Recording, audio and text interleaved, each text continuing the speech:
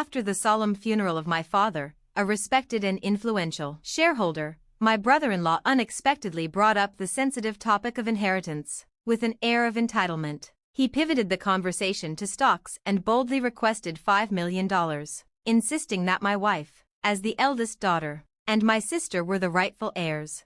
At first, my wife was elated by the idea of a sizable inheritance, but that hope quickly crumbled when the family lawyer clarified that my brother-in-law had no legal claim whatsoever.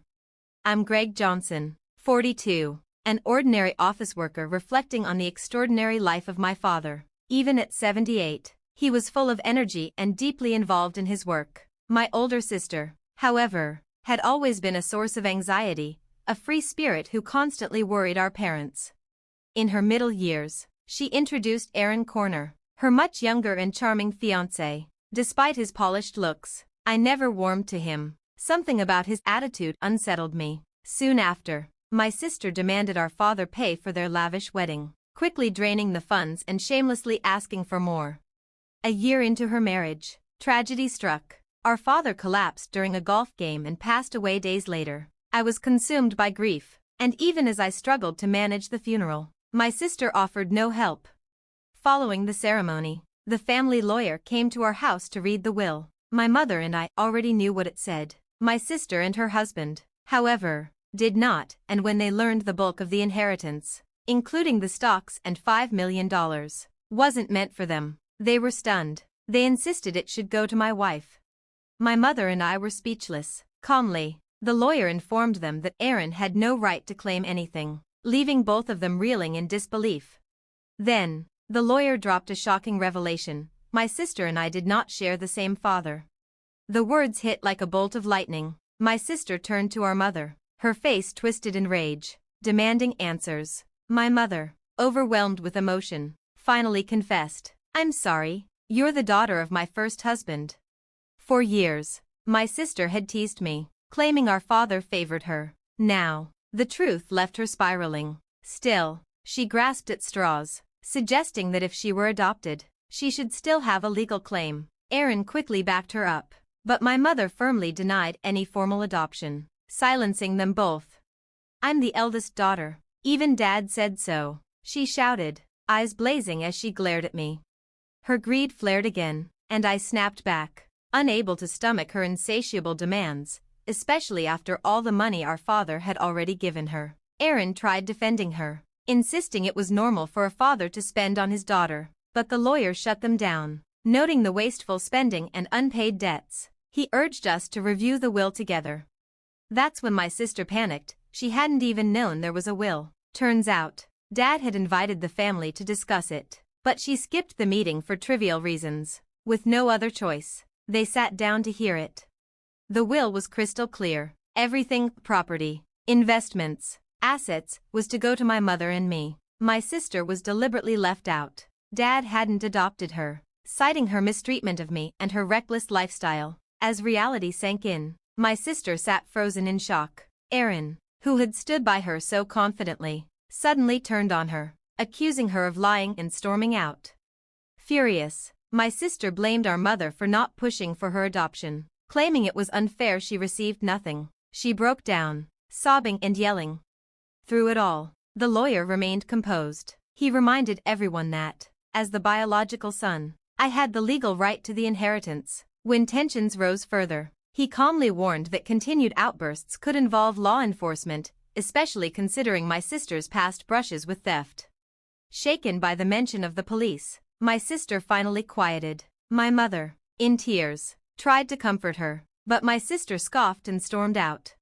6 months passed. The inheritance was processed smoothly, thanks to the lawyer's diligence. Though my sister and Aaron grumbled, they couldn't challenge the will. My mother, kind-hearted as ever, still gave her a small sum of money. I chose to stay out of it. Eventually, the two vanished, so transparently greedy that even our relatives were speechless.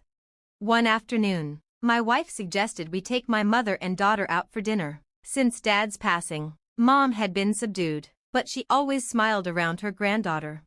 On the drive home, I asked gently, "Why don't you move in with us?" She hesitated. "You know Rook still drops by sometimes. Your sister only shows up to ask for money." I'm afraid of what she might do. I understood. Though she was disappointed, my mother still cared, because my sister was her daughter. I told her to take her time deciding. Then, we drove her back to the family home. What we found was startling. The lights were on, though no one was supposed to be there. The helper wasn't scheduled to come. Something wasn't right. I pulled into the driveway and turned to my family. "Let's go in and have some coffee with Mom," I suggested. We stepped out of the car, heading toward the entrance, just as another car came barreling around the corner. "Mom, look out," my daughter shouted. Instinct took over. I threw myself in front of my wife, shielding her. The car clipped me as I tried to dodge, sending me crashing into a nearby flower bed. Pain shot through me, and I knew instantly the injury was serious. The car finally screeched to a stop, only after slamming into the garage door. "Are you okay, Dad?" My wife and daughter rushed over, helping me up as I groaned. My mother stood frozen, visibly shaken by the chaos that had just unfolded. It marked the beginning of a day none of us would forget. I was rushed to the hospital by ambulance and admitted for observation. Later, I learned that the driver had been Aaron Mourner, my brother-in-law. The police said he claimed he'd hit the accelerator instead of the brake, but something about that story didn't sit right with me. During my hospital stay, both my mother and sister visited. When Mom stepped out to arrange flowers, my sister turned to me coldly. "You're only tough on the outside, huh?" she said flatly, like it was some kind of letdown. I smiled faintly, pushing through the pain. If I'd died in that accident, Mom would have inherited everything. "Guess that throws off your plan." She tensed. I stared at her. "You planned this, didn't you?" She didn't answer, just looked away. "But I'm not accepting Mom's share," I continued. "So, whatever scheme you're thinking of won't work." That caught her off guard. Clearly, she hadn't expected me to say no. "I've got a family of my own now. I'm passing everything to them, just like Dad did. I've already made a will." "What?" She blinked. "So, none of it will go to Mom?" "Exactly." Her face twisted with rage. "There's $5 million. You could share a little." "No," I said simply. She lunged, grabbing my collar. "I'm your sister. We should split it." Her voice rose with hysteria. Whether it was the money or wounded pride, I couldn't say, but the woman in front of me barely resembled the sister I once knew. "It's that same greedy mindset that disappointed Dad," I said, pulling her hands off me. "And you still don't see it." Her face turned crimson, then her hands went to my throat. "Enough." My mother had returned. Her voice cracked like a whip. Nurses, alerted by the call button, burst in and pulled my sister away. My mother looked torn, caught between love for her child and shame for what she had become. Watching her face crumble, I felt a deep ache. "Why did she turn out like this?" she whispered. That question would haunt me.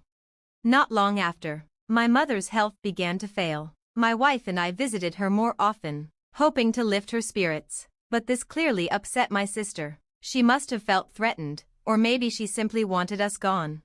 Then one day, my phone rang. "We're taking care of Mom from now on," my sister said. "You don't need to come anymore." "What are you talking about? This is sudden." "We've decided," and she hung up. Later, my wife told me she'd also been turned away. Concerned, I reached out to Mom, only to discover Erin had some caregiving experience. She assured me she was fine, still independent, and not in any serious condition. That changed a month later. She was rushed to the hospital, an error with her medication, they said. When we arrived, I was shocked. She looked frail, worn down in a way I had never seen. Even the doctors seemed puzzled by the rapid deterioration. I left my wife to watch over her and went to the house to see what was going on. It was worse than I imagined. The once warm, tidy home was in disarray. The fridge was nearly empty, unthinkable for someone who loved to cook. The helper had been dismissed. I checked the safe, and to my horror, money was missing, a lot of it, while the account containing the inheritance was secure in a bank vault. Mom's day-to-day funds had all but vanished.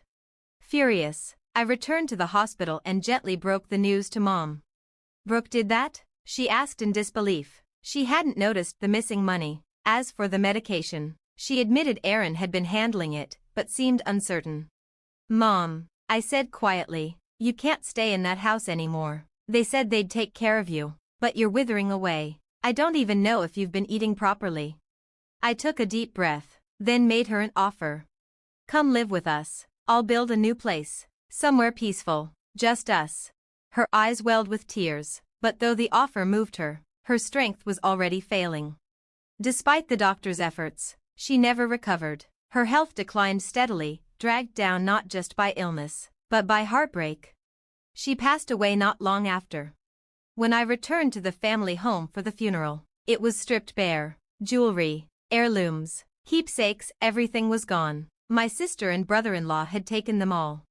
And all that was left was a hollow house, and a heavy silence. I was overcome with anger. Something inside me demanded resolution, not out of revenge, but as atonement. For Mother's sake, for all she had endured, I resolved to act. The day after her funeral, my sister and I met at the lawyer's office to discuss the inheritance.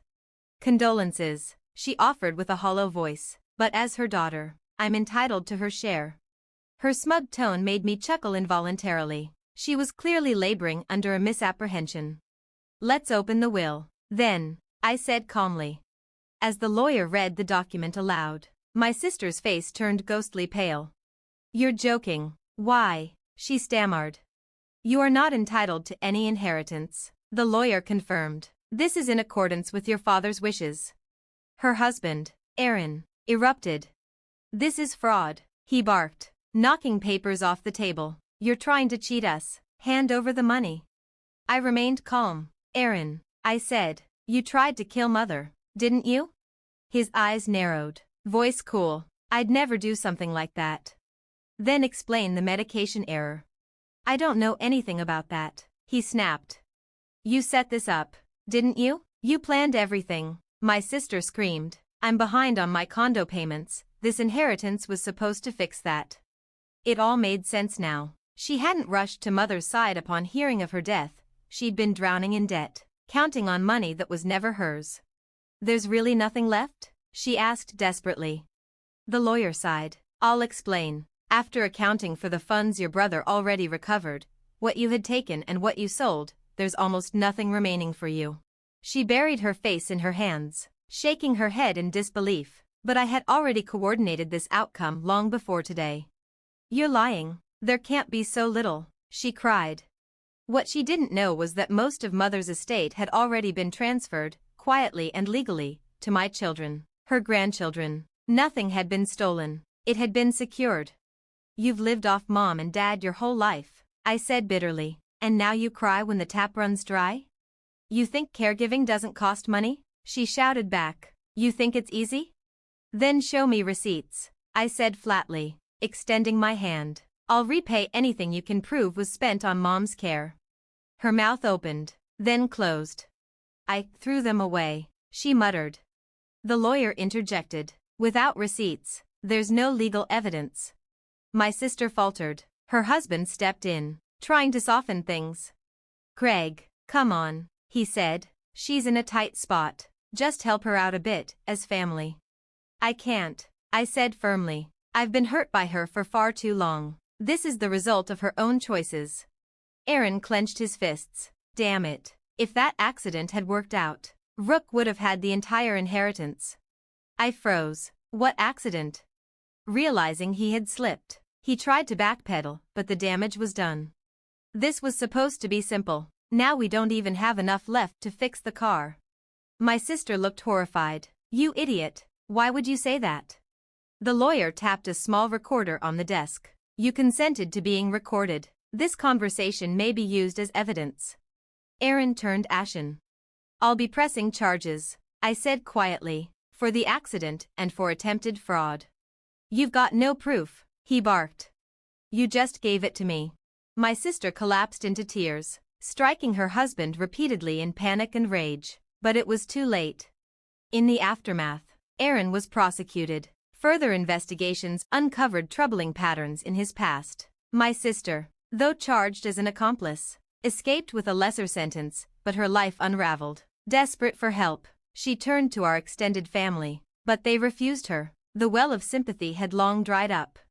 Meanwhile, I moved forward, not with vengeance, but with purpose. I worked steadily, raised my family, and built something real. The dividends I now receive aren't just financial, they're symbolic. Proof that one can choose integrity over greed, resilience over resentment. The events left scars. The bond with my sister, already frayed, shattered completely. I mourned not only my mother, but also the family we might have had.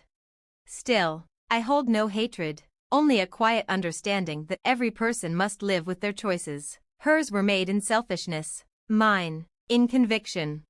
In the end, it wasn't the inheritance that shaped my life, but what I did in its absence. I chose to build, to protect, to grow. The dividends, once a mere asset, have become a reflection of something far deeper. A legacy not of money, but of values.